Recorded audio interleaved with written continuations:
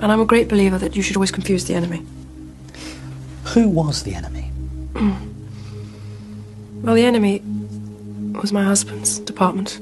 Because I am a very strong person, and I know that causes complications in the system that I live in.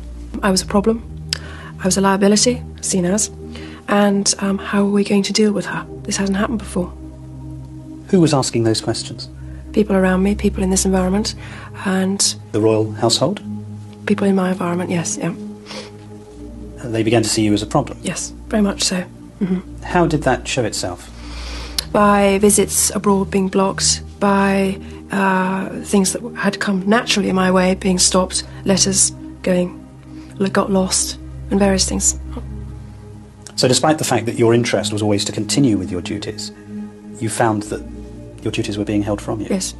Everything changed after we separated, and life became very difficult then for me. Who was behind that change? Well, my husband's side were very busy stopping me.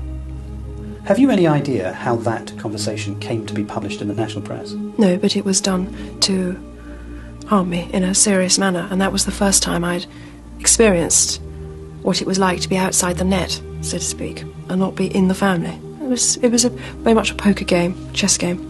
Do you really believe that a campaign was being waged against you? Yes, I did, absolutely. Yeah. Why? I was a separated wife of the Prince of Wales. I was a problem, full stop. Never happened before. What do we do with her? Can't we pack her off to somewhere quietly rather than campaign against her? She won't go quietly, that's the problem. I'll fight till the end, because I believe that I have a role to fulfil. It did surprise them when I took myself out of the game. They hadn't expected that. And I'm a great believer that you should always confuse the enemy. Who was the enemy?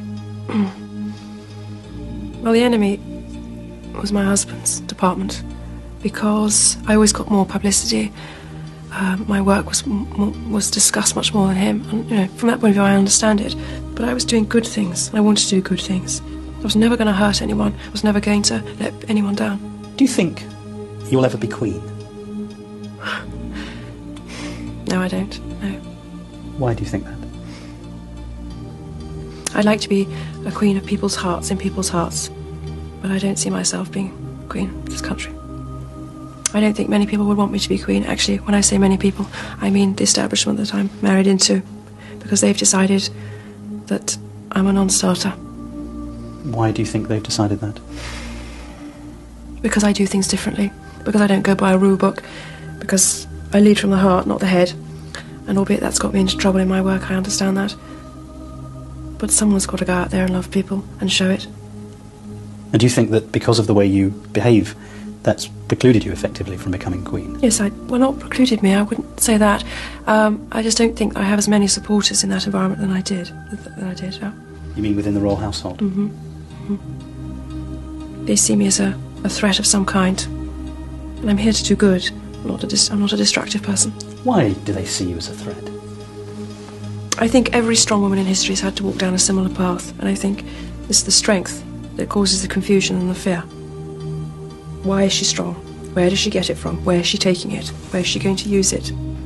Why do the public still support her? When I say public, you're going into an engagement and there's a great many people there. Why have you decided to give this interview now? Why have you decided to speak at this time? Because we will have been separated 3 years this December, and the perception that has been given of me for the last 3 years has been very confusing, turbulent, and in some areas I'm sure many, many people doubt me. And I want to reassure all those people who have loved me and supported me throughout the last 15 years, so I'd never let them down. And that is a priority to me, along with my children. And so you feel that by speaking out in this way you'll be able to reassure the people? Mm-hmm. The people that matter to me, the man on the street. Yeah, because that's what matters more than anything else.